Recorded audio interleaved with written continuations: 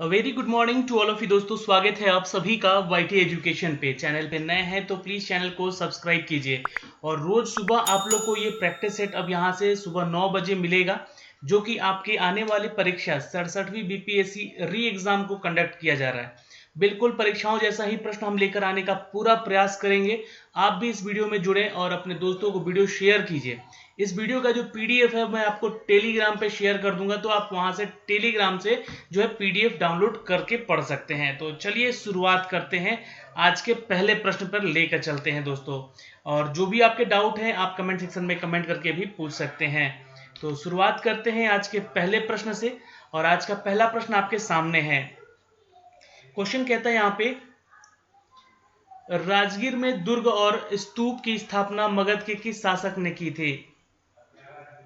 Expected question है, important है, ये ध्यान रखेंगे। अगर आप उत्तर कर रहे दोस्तों यहाँ पे अजात शत्रु, तो आंसर इसका बी हो जाएगा, इज द करेक्ट आंसर।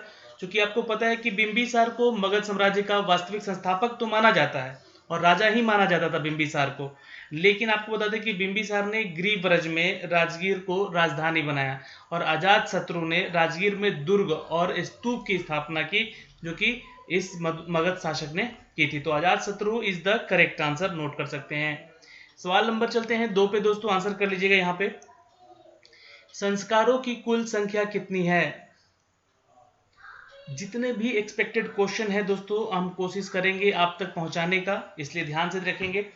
देखिए, हिंदू धर्म में 16 संस्कार होते हैं, जिसको हम लोग षोडश संस्कार भी कहते हैं। क्या कहते हैं? षोडश, षोड और श है ना, षोडश संस्कार कहते हैं इसको।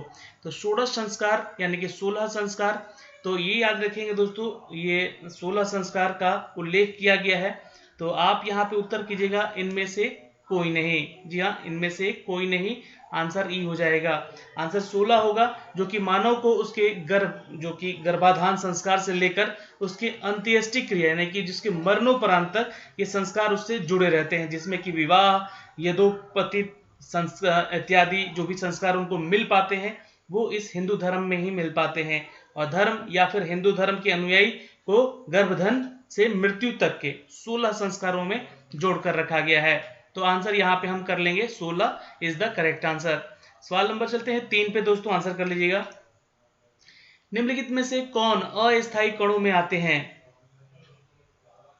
तो इनमें देखिए, जो पॉजिट्रॉन है, न्यूट्रॉन है और एंटी न्यूट्रॉन है और मेसॉन है, ये चारों के चारों जो हैं ये क्या है? तो एक अस्थायी कणों की, जी हाँ, एग्जाम्पल्स हैं।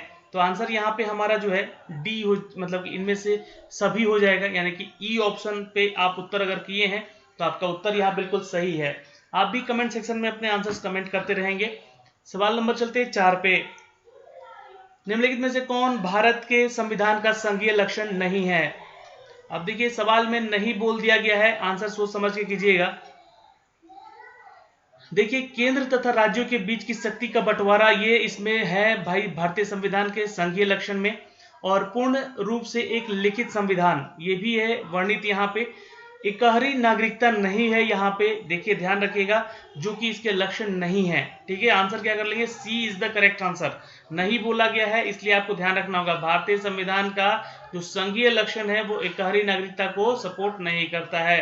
तो आंसर यहाँ पे सी कर लीजिएगा। बाकी स्वतंत्रता, नगर न्यायपालिका जो है ये सम्मिलित है हमारे संघीय लक्षण प्रणाली में। सवाल नंबर चलते हैं 5 पे दोस्तों। शिशुनाग वंश का अंतिम शासक कौन था?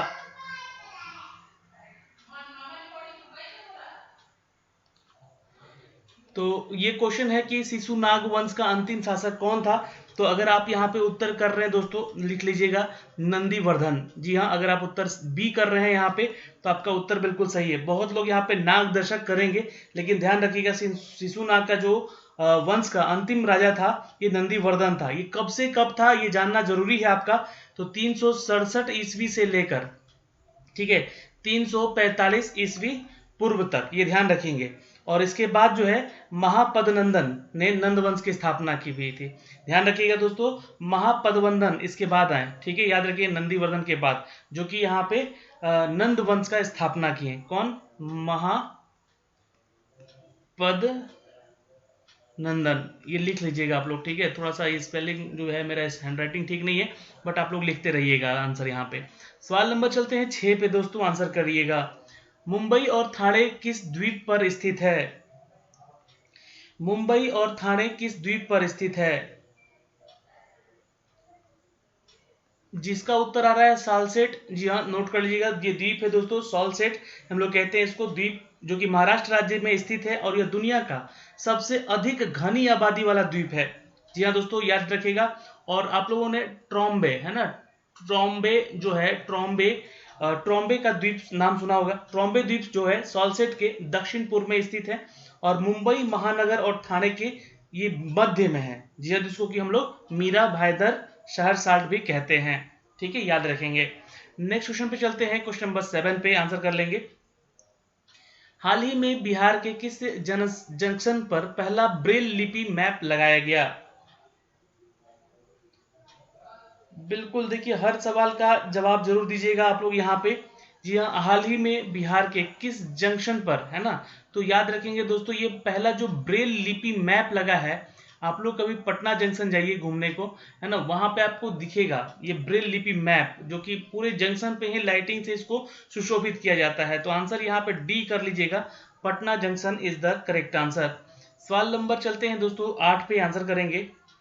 नगर पालिका प्रदर्शन सूचकांक 2021 में पटना नगर पालिका को कौन सा स्थान प्राप्त हुआ?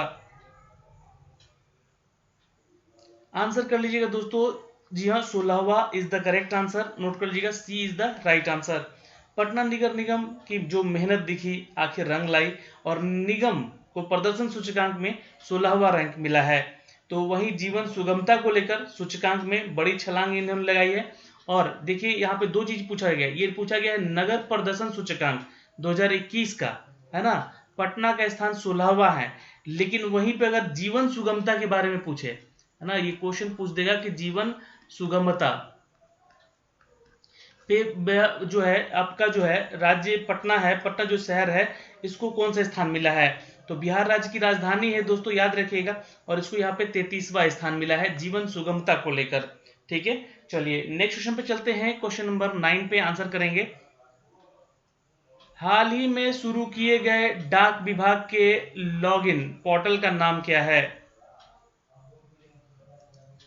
एग्जैक्टली आंसर कर लीजिएगा, डाक कर्म योगी, नोट कर सकते हैं यहाँ पे। जी हाँ, डाक कर्म योगी, नोट कर लीजिएगा दोस्तों यहाँ पे, ए इज द करेक्ट आंसर। सवाल नंबर चलते हैं 10 पे दोस्तों, आंसर कीजिएगा। क्वेश्चन है यहाँ पे कि श्रीमद् भगवत गीता मौलिक रूप से किस भाषा में लिखी गई थी?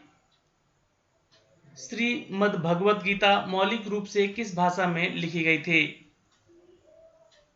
एग्जैक्टली आंसर कर लीजिएगा दोस्तों, Sanskrit is the correct answer, Sanskrit भाषा में लिखी गई है। सवाल नंबर 11 पे चलते हैं। ऋग वैदिक काल की प्रारंभ में निम्नलिखित में से किस महत्वपूर्ण मूल्यवान संपत्ति समझा जाता था? ऋग वैदिक काल की प्रारंभ में निम्न में से किसे महत्वपूर्ण मूल्यवान संपत्ति समझा जाता था? बिल्कुल याद रखेंगे दोस्तों, अगर आप उत्तर बी यानी कि गाय को कह रहे हैं तो उत्तर सही है। प्रारंभिक ऋग वैदिक काल के दौरान गाय को सबसे मूल्यवान संपत्ति माना जाता था और पशुपालन का उनका प्रमुख व्यवसाय भी हुआ करता था। यह पशुपालन जो है उनका प्रमुख व्यवसाय हुआ करता था और गाय को यहीं से ऋग वैदिक काल से ही हिंदू धर्म में भी इसको अपनाया गया एक देवी के रूप में। सवाल नंबर चलते हैं दोस्तों 12 पे। समाज के समानता के होने का एक निहित यह है, तो बिल्कुल समाज में समानता के होने का एक निहितार्थ यह है कि विशेषाधिकारों का अभाव, ठीक है। आंसर क्या कर लेंगे, D is the correct answer. Expected question है, देखिए आंसर हो सकता है कि एग्जाम में यहां से क्वेश्चन बन जाए। सवाल नंबर 13 पे चलते हैं, आंसर करेंगे। P1135.6 श्रेणी जो कि तलवार की श्रेणी है, इसमें 7वीं युद्धपोत स्टेल्थ फ्रिगेट तुशिल का निर्माण किस देश ने किया है? रूस ने यंतर शिपयार्ड के निर्माण में समय 28 अक्टूबर को, ध्यान रखिएगा, 28 अक्टूबर 2021 को इसको लॉन्च किया था। ठीक है, याद रखेंगे ये P1135.6 श्रेणी जो कि तलवार श्रेणी, तलवार एक मिसाइल है दोस्तों जिसकी 7वीं युद्धपोत है ना, युद्धपोत जो मिसाइल है इसके स्टेल्थ फ्रिगेट तुशिल का निर्माण यह रशिया ने किया है। C is the correct answer, note कर लेंगे। नेक्स्ट क्वेश्चन पे चलते हैं दोस्तों, क्वेश्चन नंबर 14 पे आंसर करिएगा। गायत्री मंत्र की रचना किसने की थी? गायत्री मंत्र की रचना जी हाँ विश्वामित्र ने की थी। अगर आप उत्तर बी कर रहे हैं तो उत्तर बिल्कुल यहाँ पे सही है, नोट कर लेंगे। जी हाँ, ये ऋषि विश्वामित्र हैं जो कि और देवता एक सविता है ना, सविता है ना, तो इनका भी योगदान था गायत्री मंत्र के लिए, तो ये ध्यान रखिएगा, ये ऋषि विश्वामित्र ने इसकी रचना की है। B is the correct answer. सवाल नंबर चलते हैं दोस्तों 15 पे। एक ही प्रकार का परमाणु निम्नलिखित में से किससे मिलता है? बिल्कुल आंसर कर लीजिएगा दोस्तों, प्राकृतिक तत्वों से मिलता है एक ही प्रकार का परमाणु, नोट कर लेंगे दोस्तों, ये क्वेश्चन आ सकता है एग्जाम में। ऑप्शन देखिए, खनिज यौगिक, खनिज मिश्रण, प्राकृतिक तत्व जब भी दिया रहेगा तो आपको प्राकृतिक तत्व ही यहाँ पे आंसर कर लेना होगा, इज द करेक्ट आंसर। सवाल नंबर चलते हैं दोस्तों यहाँ पे 16 पे। रेडियो एक्टिविटी का आविष्कार किसने किया था? बिल्कुल, रेडियो धर्मिता जिसको कहते हैं दोस्तों, रेडियो एक्टिविटी को रेडियो धर्मिता कहते हैं, जो कि खोज यह पेरिस के जन्मे हेनरी बेकरेल ने किया था। याद रखिएगा दोस्तों, हेनरी बेकरेल ने किया था। सी उत्तर कर देंगे। यह सन 1903 में मेरी और पियरे क्यूरी के साथ इन्होंने फिजिक्स के नोबेल पुरस्कार से सम्मानित भी किया गया था। 1903 में इनको नोबेल अवार्ड भी दिया गया है दोस्तों, याद रखेंगे। ठीक है, और इसके साथ साथ मेरी और पियरे क्यूरी को भी भौतिकी में इनको अवार्ड नोबेल का दिया गया था। तो 1903 में ये अवार्ड मिला है, बट आंसर रेडियो एक्टिविटी का आविष्कार बुकरेल ने किया है, ये याद रखिएगा, इंपॉर्टेंट क्वेश्चन है, आ सकता है एग्जाम में। सवाल नंबर चलते हैं 17 पे। बोधयान धर्म सूत्र के अनुसार गायत्री मंत्र द्वारा ब्राह्मण बालक का उपनयन संस्कार वसंत के कितने वर्ष की अवस्था में किया जाता था? बोधयान धर्मसूत्र के अनुसार गायत्री मंत्र द्वारा ब्राह्मण बालक का उपनयन संस्कार वसंत ऋतु में कितने वर्ष की अवस्था में की जाती थी? तो इस संस्कार में हम लोग जानते हैं दोस्तों वटुक को, वटुक जो है गायत्री मंत्र की दीक्षा दी जाती थी, और ये यदोपति जो है ना, यदोवित धारण कराया जाता था, विशेषकर अपनी अपनी शाखा के अनुसार, और यह संस्कार ब्राह्मण बालक का 8वें वर्ष में होता था। तो उत्तर यहाँ पे अगर आप सी कर रहे हैं 8 वर्ष के अनुसार तो सही है। 8वें वर्ष में क्षत्रिय बालक का कब होता था, ये भी क्वेश्चन पूछ सकता है, क्योंकि ये ब्राह्मण बालक का पूछा गया है। तो क्षत्रिय बालक का अगर पूछ ले तो याद रखिएगा, क्षत्रिय जो बालक होते थे उनको 11 वर्ष में ये ज्ञान दिया जाता था। ठीक है, और जो वैश्य बालक होते थे वो 12वें वर्ष में, यानी कि वैश्य जो बालक होते थे उनको 12 वर्ष में। तो ये तीनों क्वेश्चन हो सकता है कि आसपास का है तो पूछ ले। ब्राह्मण बालक का उपनयन संस्कार होता था जी हाँ 8 वर्ष में, क्षत्रिय बालक का होता था संस्कार जो है 11 वर्ष में, और वैश्य बालक का 12 वर्ष में, तीनों याद रखिएगा। सवाल नंबर चलते हैं मित्रों यहाँ पे। कितने वर्षों के सेवा के बाद हाइड्रोग्राफिक सर्वेक्षण पोत INS संधायक को नौसेना में सेवा मुक्त किया गया? जी हाँ, आपको याद रखना होगा दोस्तों 40 वर्ष is the correct answer, note कर लेंगे यहां से, डी 40 वर्ष is the correct answer. Visakhapatnam dockyard के बारे में जानते हैं आप लोग? जी हाँ, जो विशाखापट्टनम डॉकयार्ड में वाइस एडमायरल थे कौन? अजेंद्र बहादुर सिंह। कौन? अजेंद्र बहादुर सिंह, लिख लीजिएगा उनके नाम, है ना, अजेंद्र बहादुर, है ना, अजेंद्र बहादुर सिंह जो थे। ठीक है, और इनकी उपस्थिति में 4 जून 2021 को सेवा मुक्त किया गया। 4 जून 2021 को इनको सेवा मुक्त किया गया, और ये जी हाँ नौसेना से सेवा मुक्त किया गया। कितने वर्षों के सेवा के बाद? तो 40 वर्ष। सवाल नंबर चलते हैं दोस्तों 19 पे, आंसर करिएगा। गोवा शिपयार्ड लिमिटेड द्वारा निर्मित मई 2021 में गश्ती पोत ICGS सजग को किसने डिजिटल तरीके से बेड़े में शामिल किया? तो भारत के गोवा शिपयार्ड लिमिटेड के बारे में बात हो रही है, और ये 5वां पोत है, याद रखिएगा दोस्तों। ठीक है, 29 मई 2021 को। Ajit Doval is the correct answer, note कर लीजिएगा। Ajit Doval is the correct answer, note कर लीजिएगा, C is the right answer. और डेट पूछ लेगा तो 29 मई 2021, 29 मई 2021। ठीक, सवाल नंबर चलते हैं दोस्तों 20 पे आंसर करेंगे। जिन आयनों और परमाणुओं में इलेक्ट्रॉनों की कुल संख्या बराबर होती है उन्हें क्या कहते हैं? बिल्कुल सम इलेक्ट्रॉनिक कहते हैं, A is the correct answer, note कर लीजिएगा। सवाल नंबर चलते हैं 21 पे। भारत का आर्थिक सर्वेक्षण प्रत्येक वर्ष सरकारी तौर पर प्रकाशित किया जाता है। भारत का आर्थिक सर्वेक्षण प्रत्येक वर्ष सरकारी तौर पर प्रकाशित किया जाता है, याद रखिएगा, भारत सरकार के वित्त मंत्रालय के द्वारा।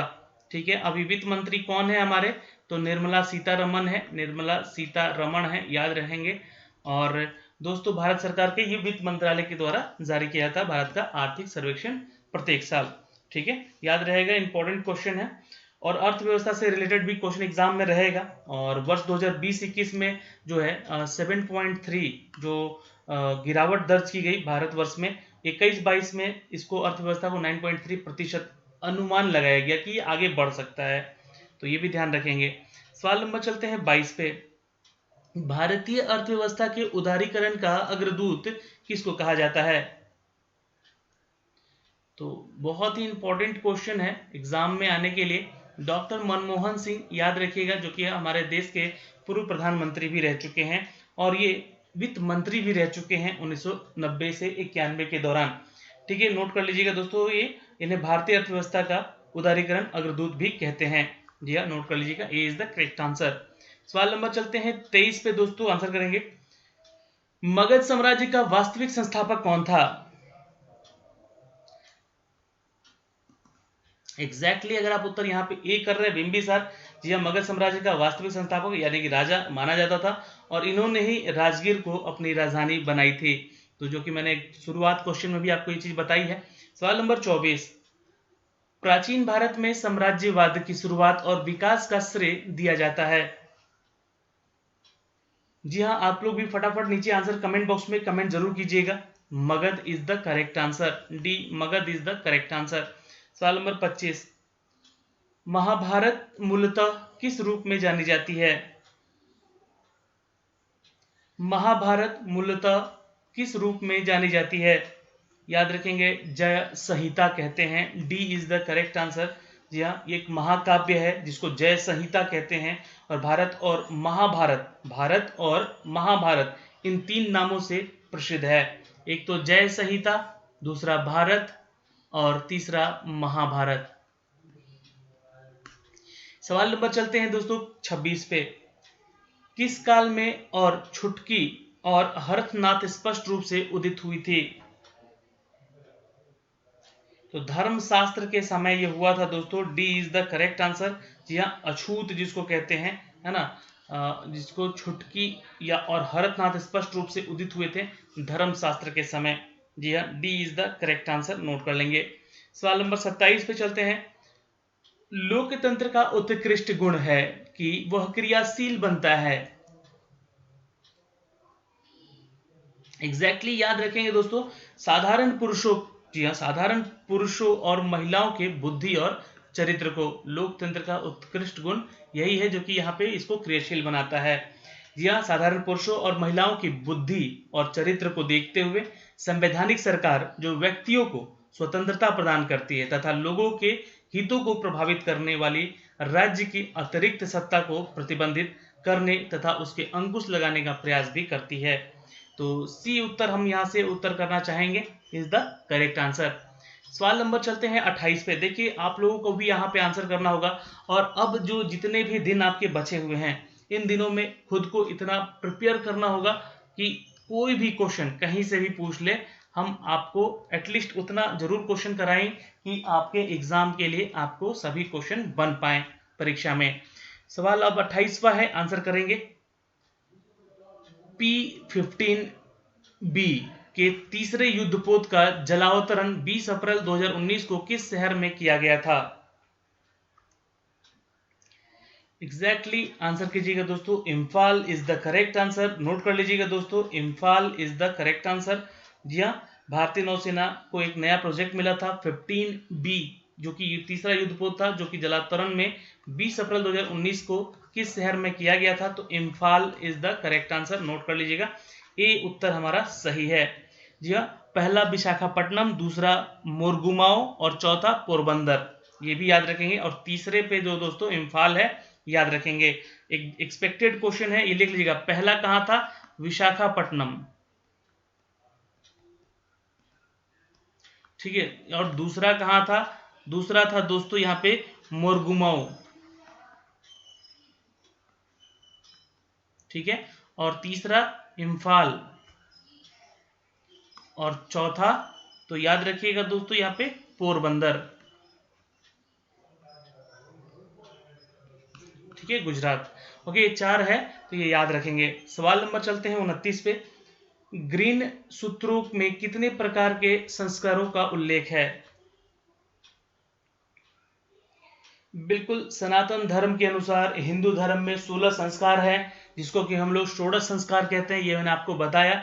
लेकिन यहाँ पे अगर ग्रीन सूत्रों के बारे में पूछ ले तो कितने प्रकार के संस्कारों का उल्लेख है? तो यहाँ भी आप आंसर 16 ही करेंगे, is the correct answer, note कर लेंगे। सवाल नंबर चलते हैं 30 पे। निम्नलिखित में से किन से विनिर्धारित होता है कि भारत का संविधान परिसंघीय है? बिल्कुल आंसर कर लेंगे दोस्तों, यहाँ पे केंद्र और राज्यों के बीच शक्तियों का वितरण। जी हाँ, अगर आप उत्तर डी कर रहे हैं तो बिल्कुल उत्तर सही कर रहे हैं, नोट कर लेंगे। सवाल नंबर चलते हैं 31 पे। नंद वंश का संस्थापक कौन था? जी हाँ, मैंने आपको बताया ऊपर के क्वेश्चन में, महापद्म नंदन वंश का संस्थापक बना था। जी हाँ, नोट कर लेंगे। नंद वंश की स्थापना महापद्मनंदन ने किया था, जो कि भारतीय इतिहास में पहली बार एक ऐसा साम्राज्य की स्थापना हुई जो कि कुलीन नहीं था। क्या नहीं था? कुलीन यानी कि गुलाम नहीं था, ठीक है, याद रखिएगा, ठीक है, कुलीन नहीं था, तथा इसकी सीमाएं गंगा मैदानों को लांघ चुकी थी उस समय।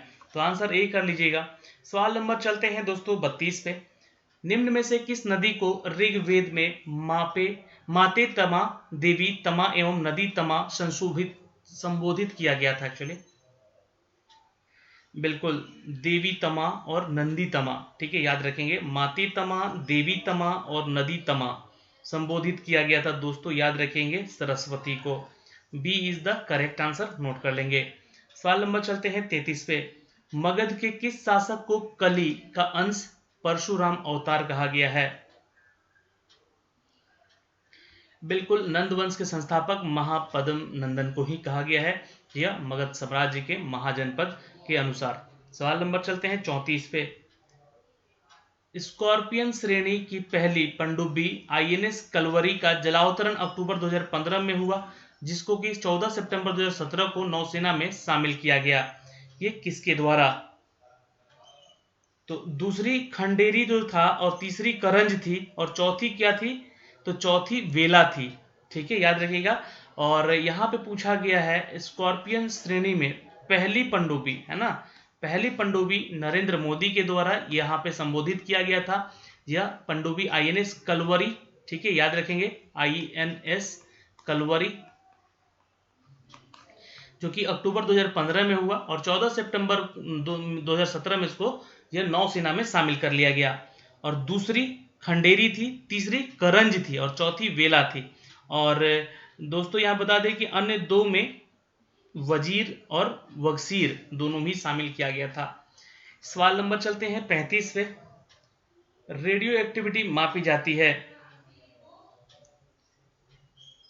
बिल्कुल, रेडियो धर्मिता और उसका विकिरण मापने के लिए जिस उपकरण का इस्तेमाल करते हैं उसको हम लोग कहते हैं दोस्तों, ये गैगर काउंटर, जीएम काउंटर के रूप से भी इसको जानते हैं, याद रखेंगे, है ना, जीएम काउंटर के रूप में भी इसको जानते हैं हम लोग। इंपॉर्टेंट क्वेश्चन है।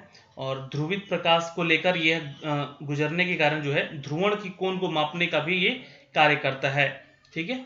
तो याद रखेंगे, यहाँ पे अगर पोलरीमीटर भी दिया रहता ना तो आपका आंसर सही होता, ठीक है, लिख लीजिएगा पोलरीमीटर, है ना। अगर पोलरीमीटर आपको कहीं पे ऑप्शन में दिखेगा तो वो आंसर हो जाएगा। वैसे आप जीएम काउंटर लिख सकते हैं, गाइगर काउंटर कहते हैं इसको। सवाल नंबर चलते हैं दोस्तों 36 पे। आईएनएस वेला का निर्माण परियोजना 75 के तहत किसके द्वारा किया गया? देखिए 6 पनडुब्बी के भारत में निर्माण के लिए फ्रांसीसी नौसेना जो कंपनी है DCNS है ना,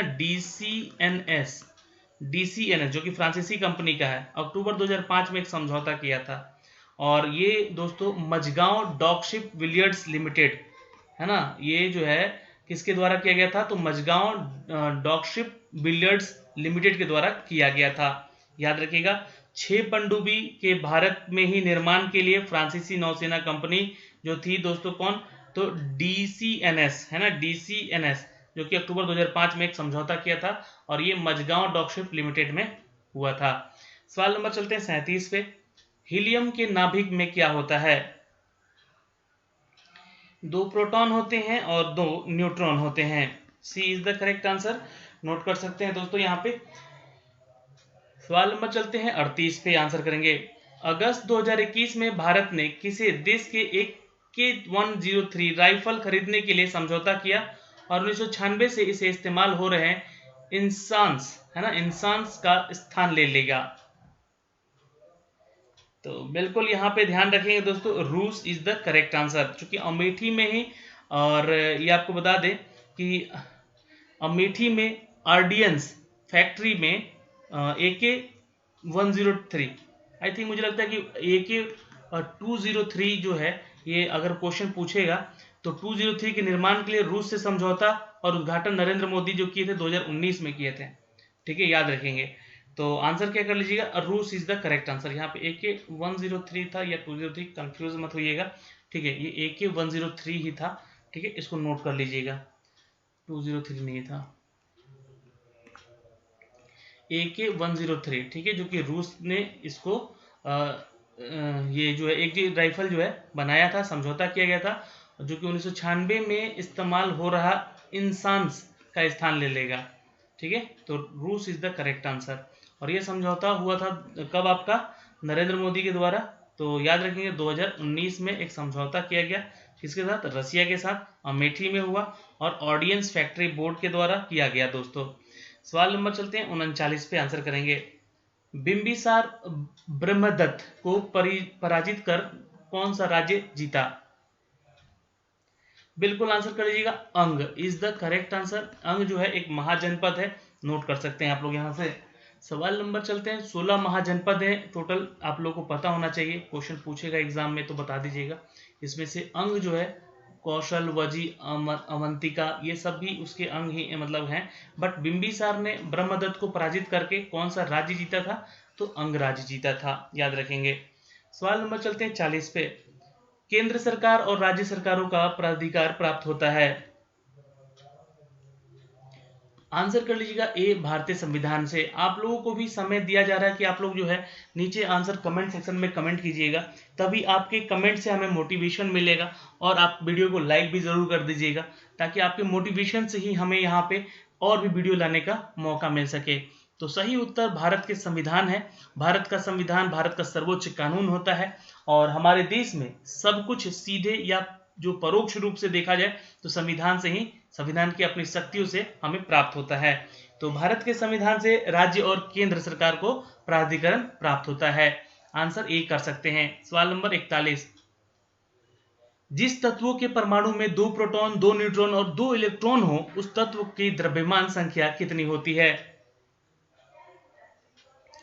जिस तत्व के है ना परमाणु के 2 प्रोटॉन, 2 न्यूट्रॉन और 2 इलेक्ट्रॉन हो, उस तत्व की द्रव्यमान संख्या होती है 4। B is the correct answer, note कर लेंगे। सवाल नंबर 42 पे चलते हैं। भारतीय संघवाद को सहकारी संघवाद किसने कहा है? भारतीय संघवाद को सहकारी संघवाद किसने कहा है? तो बिल्कुल यहाँ पे आंसर कर लीजिएगा, इट्स जी ऑस्टिन। जी हाँ, इनको ग्रानविले कहते हैं।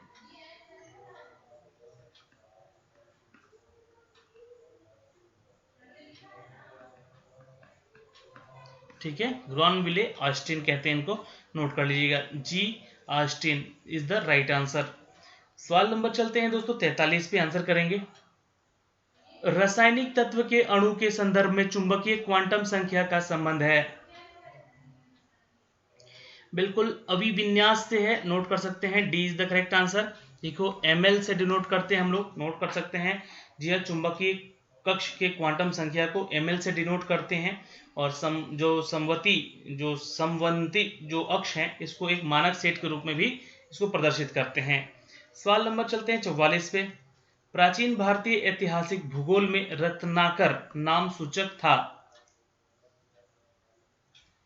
हिंद महासागर का। C is the correct answer, note कर लीजिएगा दोस्तों। रत्नाकर नाम सूचक था किसका? हिंद महासागर का। सवाल नंबर चलते हैं 45 पे। बिहार में जाति गणना कराने के लिए कितने करोड़ रुपए खर्च किए जाएंगे? बिल्कुल याद रखेंगे दोस्तों, 500 करोड़ याद रखेंगे, 500 करोड़। आंसर क्या कर लीजिएगा? ई उत्तर कर लीजिएगा यहाँ पे, ठीक है, नोट कर लेंगे। जातीय जनगणना होने वाली है बिहार में, जिसके लिए 500 करोड़ रुपए खर्च किए जा सकते हैं। एटम में न्यूट्रॉन की खोज किसने की थी? बिल्कुल याद रखिएगा दोस्तों, न्यूट्रॉन की खोज ब्रिटिश भौतिकी वैज्ञानिक थे जेम्स चैडविक। कौन थे? James Chadwick. जेम्स चैडविक, जो कि 1932 में इन्होंने इसका आविष्कार खोज किया था। सवाल नंबर 47। परमाणु जिनमें प्रोटॉनों की संख्या समान परंतु न्यूट्रॉनों की संख्या भिन्न भिन्न होती है क्या कहलाता है? तो मैंने एक क्वेश्चन ऊपर बताया था, तो आंसर कर लीजिएगा। समस्थानिक कहते हैं इसको। ए इज द करेक्ट आंसर। प्रोटॉनों की संख्या समान किंतु न्यूट्रॉनों की भिन्न भिन्न संख्या वाले परमाणुओं को कहते हैं हम लोग। जी हाँ, नोट कर लेंगे दोस्तों यहाँ से। अच्छा, एक ही तत्व के परमाणु जिनकी परमाणु संख्या समान किंतु द्रव्यमान संख्या भिन्न होती है वो उसको समस्थानिक कहते हैं। जैसे कि हाइड्रोजन परमाणु के 3 समस्थानिक प्रोटियम, ड्यूटेरियम और ट्राइटेरियम होते हैं।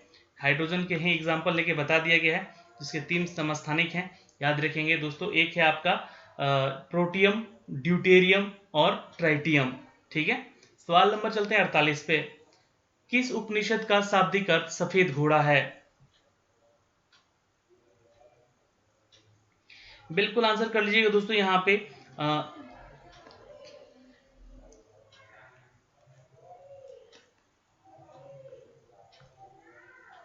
श्वेताश्वर है ना,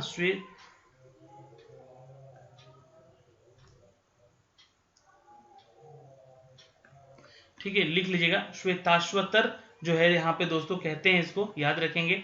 उपनिषद का अर्थ होता है सफेद घोड़ा या फिर धोया गया, ठीक है, याद रखेंगे। आंसर कर लीजिएगा। E is the correct answer, इनमें से कोई नहीं, इनमें से कोई नहीं। सवाल नंबर चलते 49 पे। प्रथम बौद्ध संगति का अध्यक्षता किसने किया था? जी हाँ, Mahakashyap is the right answer, note कर लेंगे यहाँ से दोस्तों। B is the correct answer, Mahakashyap is the correct answer. जो कि संगीत जो है मगध सम्राट अजातशत्रु के द्वारा राजगीर आहूत में किया गया था और 500 से लेकर 300 भिक्षुक जो थे इसमें शामिल थे। नोट कर लीजिएगा, यहाँ पे क्वेश्चन इंपॉर्टेंट है। और यह संगीत जो है अजातशत्रु के द्वारा जो है मगध सम्राट अजातशत्रु राजगीर में आहूत किया गया था इसको। लेकिन प्रथम बौद्ध संगीति की अध्यक्षता जो है यहाँ पे महाकश्यप ने किया था, याद रखेंगे, इंपॉर्टेंट है, क्वेश्चन पूछ सकता है एग्जाम में। सवाल नंबर चलते हैं दोस्तों, आंसर कीजिएगा। सवाल नंबर है 50 पे। हाल ही में ईरान और किस देश ने ब्रिक्स क्लब में शामिल होने का आवेदन किया? ब्राजील, रशिया, इंडिया, चाइना और साउथ अफ्रीका, ये 5 देश पहले से ही हैं इसमें, लेकिन इस क्लब में शामिल होने के लिए आवेदन किया था दोस्तों, याद रखेंगे, अर्जेंटीना ने। ए इज द करेक्ट आंसर। जी हाँ, नोट कर लेंगे, ए इज द करेक्ट आंसर। और इसमें ब्राजील, रूस, भारत, चीन और दक्षिण अफ्रीका के ब्रिक्स समूह में शामिल हैं। और आवेदन करने के लिए यहाँ पे जी हाँ सबसे पहले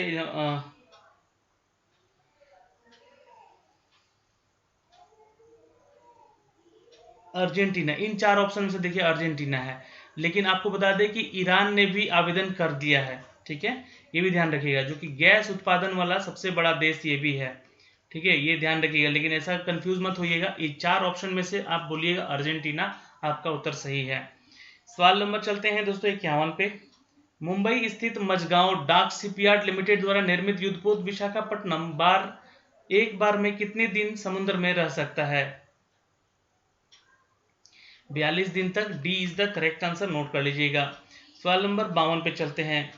स्कॉर्पियन श्रेणी की तीसरी पनडुब्बी आईएनएस करंज का जलावतरण जो है 31 अक्टूबर 2018 को किया गया, जिसे कितने वर्षों बाद नौसेना में शामिल किया गया था। तो 10 मार्च 2021 याद रखेंगे दोस्तों, 10 मार्च 2021 है ना, 2021 को नौसेना में इसको शामिल किया गया, लगभग 3 वर्ष बाद। ठीक है, B is the correct answer, note कर लेंगे। सवाल नंबर चलते हैं 53 पे। वैदिक कर्मकांड में होता का संबंध है। मैं होता का संबंध है ऋग्वेद से। मैं होता का संबंध है ऋग्वेद से। याद रखेंगे दोस्तों, कर्मकांड में मंत्रों का उच्चारण किया जाता है और वेद मंत्रों के लिए कर्मकांड नहीं हो सकते हैं, और कर्मकांड के बिना मंत्रों का ठीक ठीक सदुपयोग भी नहीं हो सकता है। तो याद रखेंगे, मैं होता जिया का संबंध ऋग्वेद से है। सवाल नंबर चलते हैं 54 पे। पाक स्ट्रीट किन राज्यों के मध्य में स्थित है? पाक स्ट्रीट जो है तमिलनाडु और श्रीलंका के है, क्योंकि पाक स्ट्रीट जो भारत और श्रीलंका के बीच का है। ठीक है, याद रखेंगे, और भारत में है राज्य तमिलनाडु, तो ये याद रखिएगा। ठीक है, भारत और तमिलनाडु और श्रीलंका, पाक जल संधि जिसको कहते हैं, याद रखेंगे। इंपॉर्टेंट क्वेश्चन है, भारत और श्रीलंका के मध्य का है, जिसमें राज्यों के बारे में पूछ लिया है तो तमिलनाडु बोलिएगा और Sri Lanka is the right answer. सवाल नंबर 55 पे चलते हैं दोस्तों। भारतीय नौसेना का पहला विध्वंस युद्धपोत आईएनएस राजपूत 41 वर्ष की सेवा के बाद कब सेवा मुक्त किया गया था? 21 मई 2021 को किया गया था। जी हाँ, नोट कर लीजिएगा, 41 साल के बाद, 41 वर्षों के बाद ये किया गया, 21 मई 2021 को। सवाल नंबर चलते हैं 56 पे। भारत में राजनीतिक सत्ता का प्रमुख स्रोत कौन है? एग्जैक्टली अगर आप उत्तर कर रहे हैं, D is the correct answer, जनता is the right answer. Note कर सकते हैं दोस्तों, हम भारत के लोग, जी हाँ, ये संविधान की प्रस्तावना में लिखित है और ये इसको स्रोत भी कहा जाता है। सवाल नंबर चलते हैं 57 पे। रेडियो एक्टिविटी का गुण प्राय भारी नाभिकों में पाया जाता है, क्योंकि भारी नाभिक होते हैं। रेडियो एक्टिविटी का गुण प्राय भारी नाभिकों में पाया जाता है, और क्योंकि ये भारी नाभिक होते हैं अस्थायी। B is the correct answer, note कर लेंगे। सवाल नंबर 58। हर्यक वंश का दूसरा शासक कौन था? हर्यक वंश का दूसरा शासक था दोस्तों अजात शत्रु। D is the correct answer, note कर लीजिएगा दोस्तों। जी हाँ, दूसरा था अजात शत्रु, जो कि 493 ईसा पूर्व है ना, ईसा पूर्व से लेकर 461 ईसा पूर्व तक ये जीवित हैं। और उसके बाद तीसरा जो पूछेगा, अगर ये दूसरा पूछा है, तीसरा पूछेगा तो बताइएगा कौन था, तो उदायीन था, जो कि क्वेश्चन पूछ चुका है बीपीएससी में ही। ठीक है, ये ध्यान रखेंगे, हर एक वंश का मुख्य शासक थे। ठीक है, ये दोनों। सवाल नंबर चलते हैं 59 पे। बिंबिसार ने किस राजकुमारी के साथ विवाह किया था? बिल्कुल याद रखेंगे, उसका नाम था, यहाँ पे बिंबिसार ने जो कि राजगीर को अपनी राजधानी बनाया था। वैवाहिक संबंध जो था उनका कौशल देवी से भी था, जो कि कौशल नरेश की पुत्री थी। और फिर उसके बाद दोस्तों चेलना के साथ भी इनका विवाह था। तो ए और सी यहाँ पे तो उत्तर दिख रहा है आपको। उसके अलावा आपको बता दें कि श्रेणिक है ना, जो कि जैन संबंधित हैं, जैन साहित्य के बिंबिसार का नाम श्रेणिक मिलता है इनको। तो एक उन्होंने शादी और किया था जो कि जैन धर्म से था। तो यहाँ पे उत्तर आपको एक से ज्यादा दिख रहा है, तो आप उत्तर ई कर लीजिएगा, is the correct answer, note कर लीजिएगा, है ना। खेमा लिखा गया है ना, यहाँ पे देखिए खेमा, इसको खेमा ही पढ़ा जाता है, लिखा ऐसे जाता है। इनके साथ भी इनकी विवाह हुई थी। ठीक है, ये पंजाब से संबंधित हैं, है ना, पंजाब से संबंधित हैं। ठीक है, पंजाब की राजकुमारी थी क्षेमा, और इनसे इनका विवाह हुआ था। तो यानी कि ए, सी और D is the correct answer, यहां से कर सकते हैं। सवाल नंबर चलते हैं 60 पे। निम्नलिखित में से मगध का कौन सा राजा सिकंदर महान का समकालीन था? अगर आप उत्तर बी कर रहे हैं, Dhanananda is the right answer, note कर लीजिएगा, सिकंदर महान समकालीन धनानंद ही था। सवाल नंबर चलते हैं दोस्तों 61 पे। भारत की प्रादेशिक जल क्षेत्र का विस्तार कितना है? भारत में प्रादेशिक जल क्षेत्र, ये देखिएगा ध्यान से, यहाँ से आंसर कीजिएगा, जो कि प्रदेशों से संबंधित है ये, है ना। तो ये बताइएगा यहाँ पे, जिस तट से समुद्री मील तक था। ठीक है, 12 समुद्री मील तक। B is the correct answer. किसी भी देश के प्रादेशिक जल क्षेत्र को क्षेत्रीय सागर कहा जाता है। क्या कहा जाता है? क्षेत्रीय सागर कहा जाता है, याद रखेंगे, इंपॉर्टेंट है क्वेश्चन। सवाल नंबर चलते हैं 62 पे। निम्नलिखित में से कौन सा अणु का भाग नहीं है? फोटोन नहीं होता है, डी उत्तर कर लीजिएगा। सवाल नंबर चलते हैं 63 पे। श्रीहरिकोटा किस राज्य में स्थित है? तो बिल्कुल यहाँ पे आंध्र प्रदेश कर लीजिएगा, C is the correct answer. जी हाँ, पुलकिट झील यहाँ का एक फेमस है जो कि बंगाल की खाड़ी से अलग करता है, और पुलकिट के शहर के लिए जो है यह क्षेत्र भी उसका घर माना जाता है। आंध्र प्रदेश में श्री अमराजीव पोट्टी, श्री रामुलु, नेल्लौर जिले हैं जहाँ पे श्रीहरिकोटा स्थित है। सवाल नंबर 64 पे चलते हैं। अध्यक्षात्मक शासन प्रणाली की विशेषता क्या है? बिल्कुल, राष्ट्रपति अपने मंत्री परिषद का चयन करता है, बिल्कुल कथन सत्य है। कार्यकारिणी का प्रमुख राष्ट्रपति होता है। राष्ट्रपति जो है व्यवसायिक जो व्यवस्थापिका हो उसको भंग नहीं कर सकता है, ये भी बात सत्य है। तो ये तीनों कथन यहाँ पे सत्य हुआ, तो इसलिए ई उत्तर यहाँ पे करना उचित होगा। सवाल नंबर चलते हैं दोस्तों 65 पे। निम्नलिखित में से कौन सा स्थायी मूल कण है? बिल्कुल याद रखेंगे दोस्तों यहाँ पे, जी हाँ, आंसर कर लीजिएगा। इट्स बिल्कुल आंसर कर लीजिएगा दोस्तों यहाँ पे इलेक्ट्रॉन, प्रोटॉन, न्यूट्रॉन, ये सभी। ठीक है, तो आंसर ई कर लीजिएगा। सॉरी। सवाल नंबर 66। भारतीय संस्कृति के अंतर्गत ऋतु का अर्थ है? बिल्कुल, प्राकृतिक नियम कहते हैं इसको, ऋतु को, सी इज द करेक्ट आंसर। सवाल नंबर 67।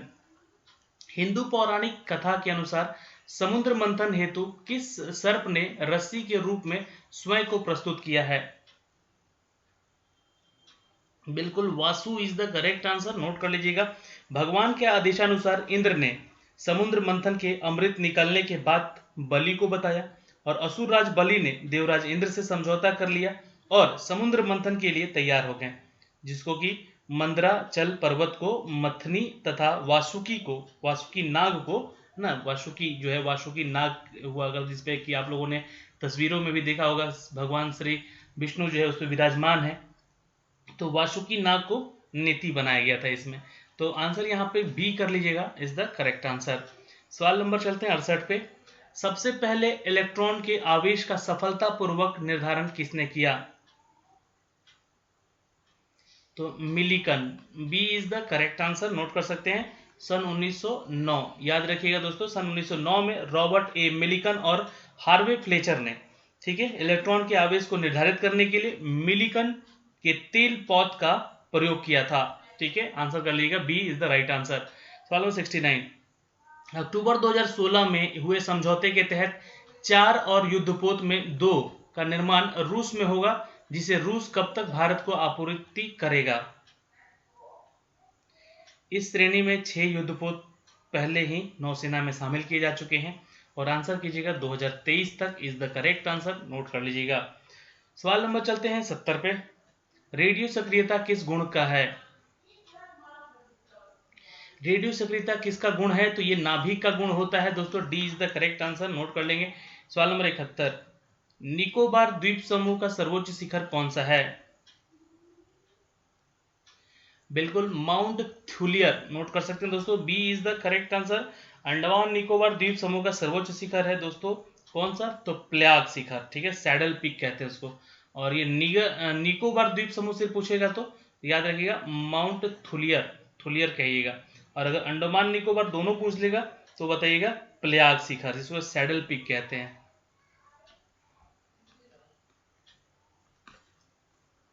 सवाल नंबर 72। भारत के किस राज्य की तट रेखा सर्वाधिक लंबी है? बिल्कुल, गुजरात, कुछ उत्तर कीजिएगा, C is the correct answer, note कर लीजिएगा दोस्तों यहाँ पे। और ये कितना है? तो लगभग 1200 किलोमीटर का है, नोट कर लीजिएगा। और भारत के 9 राज्य हैं जो कि तट रेखा से जुड़े हुए हैं, समुद्री रेखाओं से जुड़े हुए हैं। ठीक है, अगर कुछ भारत का नक्शा इस तरह अगर हम देखें तो ये जो क्षेत्र हैं ये सभी के सभी यहाँ पे जुड़े हुए हैं हमारे समुद्र तटों से। तो याद रखिएगा 1200 किलोमीटर सबसे लंबा है ये गुजरात का क्षेत्र, सबसे लंबा यहाँ पे आंसर कर लीजिएगा। ठीक है, और गुजरात के अलावा महाराष्ट्र, गोवा, कर्नाटक, केरल, तमिलनाडु, आंध्र प्रदेश, उड़ीसा और पश्चिम बंगाल में तट रेखाएं सर्वाधिक हैं। सवाल नंबर चलते हैं दोस्तों यहाँ पे 73 पे। वर्तमान महाभारत में कितने श्लोक प्राप्त हैं? बिल्कुल 1 लाख उत्तर सही होगा यहाँ पे आपका। जी हाँ, हिंदू धर्म के पवित्र ग्रंथ माना जाता है भगवत गीता, श्रीमद् भगवत गीता, और उसमें दोस्तों लगभग 1 लाख वैसे 10,000 कह सकते हैं, है ना, श्लोक शामिल हैं। अच्छा, 1,10,000 ऑप्शन है शायद यहाँ पे, तो आंसर यहाँ पे आप लोग ना डी कीजिएगा। मैंने लगा कि यहाँ पे ऑप्शन में नहीं दिया है। ठीक है, तो आंसर यहाँ पे डी कीजिएगा। 1,10,000 श्लोक है, जो कि यूनानी काव्यों, इलियड और ओडिसी में, जो कि परिमाण में 10 गुना अधिक है इनके। तो आंसर यहाँ पे कर लीजिएगा दोस्तों 1,10,000, D is the correct answer. सवाल नंबर चलते हैं 74 पे दोस्तों। वैदिक देव इंद्र के विश्व विषय में निम्नलिखित में से कौन सही है? बिल्कुल याद रखिएगा दोस्तों यहाँ पे, जी हाँ, वैदिक देवता यानी कि इंद्र को आर्यों का युद्ध नेता कहा जाता था, तथा जो वर्षा होती थी, आंधी तूफान का देवता भी इनको माना जाता था। तो ये याद रखिएगा, आंसर यहाँ पे कर लीजिएगा वर्षा का देवता। ठीक है, और उसके अलावा यहाँ पे इनको इंद्र आर्यों का युद्ध देवता भी कहा जाता था इनको, और नैतिक व्यवस्था का भी देवता कहा गया है। तो यहाँ पे आंसर एक से ज्यादा दिख रहा है आपको, E is the correct answer, note कर लेंगे, E is the right answer. सवाल नंबर चलते हैं 75 पे। सितंबर 2016 में फ्रांस से 58,000 करोड़ के 36 राफेल विमान में 30 राफेल विमान भारत को कब तक प्राप्त हो गया है? देखिए, अंबाला जो है, अंबाला कैंट का नाम आप लोगों ने सुना होगा, है ना। अंबाला जो है, आपको बता दें कि अंबाला में गोल्डन एरो स्काई ड्राइवन हुआ था, जो कि उसमें कुल 18, है ना, 18, और बंगाल के हाशीमारा में 12 राफेल हैं अभी तक। ठीक है, तो ये ध्यान रखिएगा। लेकिन क्वेश्चन पूछा गया है कि कब तक ये प्राप्त हो गया है, तो आंसर यहाँ पे कर लीजिएगा दिसंबर 2021 तक ये सभी प्राप्त हो चुके हैं। अंबाला में 18 है और बंगाल में यहाँ पे 12 है, याद रखिएगा, टोटल 30। सवाल नंबर चलते हैं 76 पे। जीविकोपार्जन, है ना, हेतु वेद वेदांग पढ़ाने वाला अध्यापक क्या कहलाता था?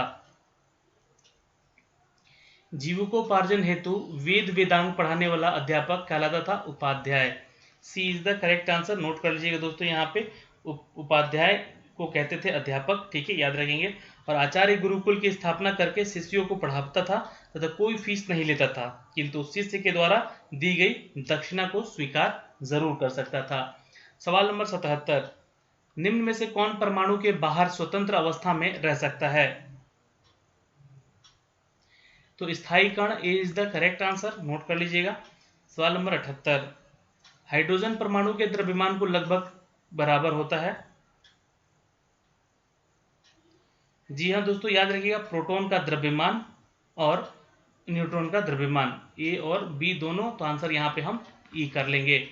सवाल नंबर चलते हैं दोस्तों 79 पे। भारत की प्रारंभिक रचना काल में कितने श्लोक हैं? महाभारत के प्रारंभिक रचनाकार में 8800 श्लोक हैं, याद रखिएगा। तो ऑप्शन नहीं दिया यहाँ पे, 8800 श्लोक हैं, याद रखेंगे दोस्तों, है ना। तो आंसर ई कर लीजिएगा, इनमें से कोई नहीं। सवाल नंबर चलते हैं दोस्तों 80 पे। गाय की हत्या अथवा उसे घायल करने वाले व्यक्ति को मृत्युदंड तथा देश से निकाला की व्यवस्था किस वेदों में की गई थी? तो मैंने क्वेश्चन ऊपर बताया भी इससे रिलेटेड, वैदिक काल था, गौ हत्या के समय, है ना, गौ हत्या करने पे देश निकाला या मृत्युदंड भी मिल सकती थी। सवाल नंबर 81। तमिलनाडु तट पर अवस्थित कौन सा स्थल डेनमार्क से संबंधित के लिए विख्यात है? तो बिल्कुल याद रखिएगा दोस्तों, तरंगबाड़ी इज द, नोट कर लीजिएगा, D is the correct answer. Tharangambadi 9 अद्भुत स्थलों को यात्रा करने वाले कहते थे इसको। सवाल नंबर चलते हैं 82 पे। 23 दिसंबर 2021 को भारतीय नौसेना के किस युद्धपोत को 32 वर्षों के बाद सेवा मुक्त कर दिया गया?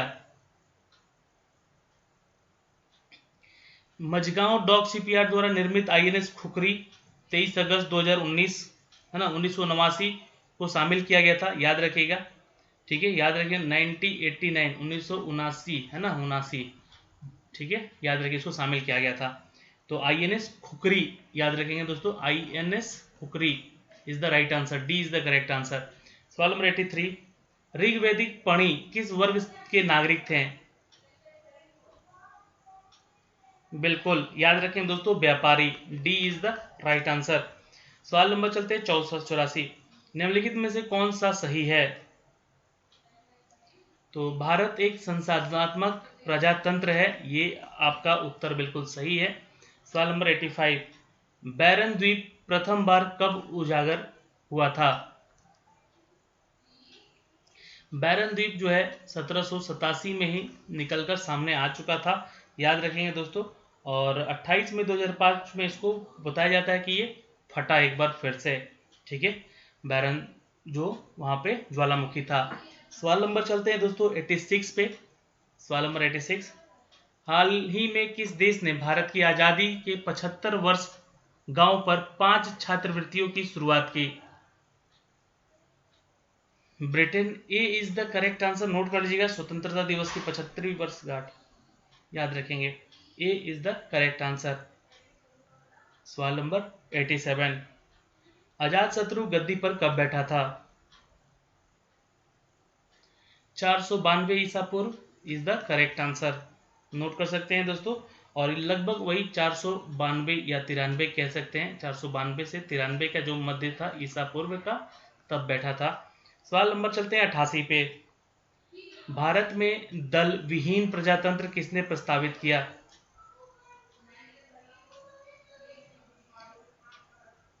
महात्मा गांधी और जयप्रकाश नारायण,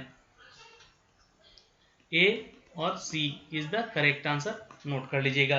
दल विहीन लोकतंत्र जो है राजनीतिक दलों के रहित और दुनिया भर के लोकप्रिय सरकार के पारंपरिक संसदीय और राष्ट्रपति रूपों से रहित है, नोट कर सकते हैं। सवाल नंबर चलते हैं दोस्तों यहाँ पे नेक्स्ट 79, हाल ही में डेयरी और पशुपालन मंत्रालय ने कहां पर one health pilot project launch किया? Bengaluru, B is the correct answer, note कर लेंगे। सवाल नंबर 90,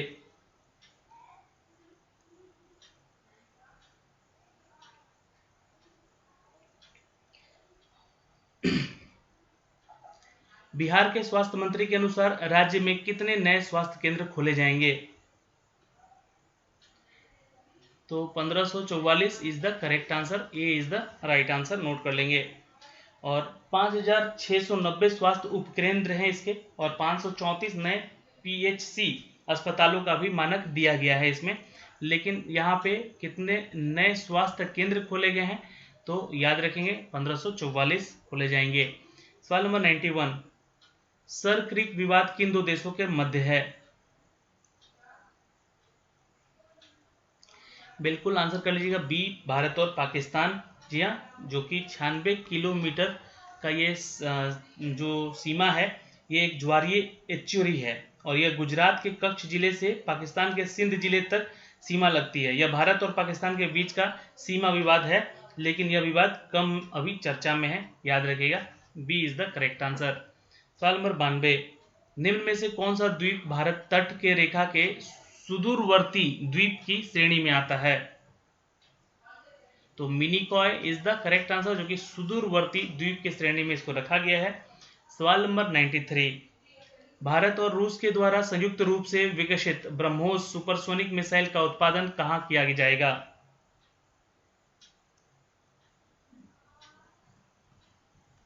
छब्बीस दिसंबर 2021 को किया गया, लखनऊ में, सी इज द करेक्ट आंसर।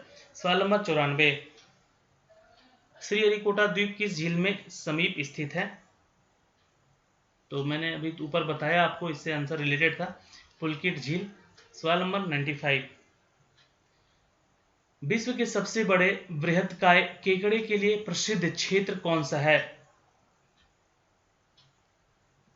बांडुर समुद्री जैवमंडल कहते हैं इसको, बांडुर समुद्री जैवमंडल। सवाल नंबर चलते 96 पे, गोवा शिपयार्ड लिमिटेड द्वारा निर्मित तीसरा गश्ती पोत आईसीजीएस सजग को किस बंदरगाह पर विशिष्ट आर्थिक क्षेत्र से गश्ती करेगा? पोरबंदर बंदरगाह, याद रखिए दोस्तों, डी पोरबंदर बंदरगाह, डी राइट आंसर। पदार्थ का परमाणविक सिद्धांत सर्वप्रथम किसने प्रस्तावित किया? It's a B, John Dalton is the correct answer. John Dalton is the correct answer, जो कि एक अंग्रेज वैज्ञानिक हैं। पदार्थ का परमाणविक सिद्धांत इन्होंने प्रतिपादित किया था। सवाल नंबर 98, प्रथम बौद्ध संगीति का आयोजन किसके शासनकाल में हुआ? अजातशत्रु। ये क्वेश्चन रिपीट हो चुका है आई थिंक। सवाल नंबर चलते 99 पे। यदि हमारी सभ्यता विफल होती है तो यह मुख्यतः प्रशासन के ध्वस्त होने का कारण होगा, यह कथन किसका था? यदि हमारी सभ्यता विफल होती है तो यह मुख्यतः प्रशासन के ध्वस्त होने का कारण होगा। जी हाँ, यह कथन था बी, डॉनहल द्वारा। D is the correct answer. सवाल नंबर चलते हैं 100 पे। सर्ग, प्रतिसर्ग, वंश, मनवंतर और वंशानुचरित संकेतक हैं। ठीक है, आंसर हो गया पुराण के, है ना, पुराण। Purana is the correct answer. D is the right answer. तो दोस्तों, हमने इस वीडियो के माध्यम से 100 क्वेश्चन देखा और इसका आंसर भी हमने आपको यहाँ पे दे रखा है। तो अगर आप इस वीडियो को देखें और इसका पीडीएफ आप लोग पाएं तो एक बार खुद से भी टेस्ट जरूर लगाएं। कितना उत्तर आपने सही किया आप कमेंट सेक्शन में कमेंट करके ज़रूर बताएं। वीडियो आपको कैसा लगा एक शेयर करके बताएं और एक लाइक करके बताएं। जय हिंद। मिलेंगे आपसे अगले वीडियो में, जल्द ही अगले वीडियो में मिलते हैं। धन्यवाद।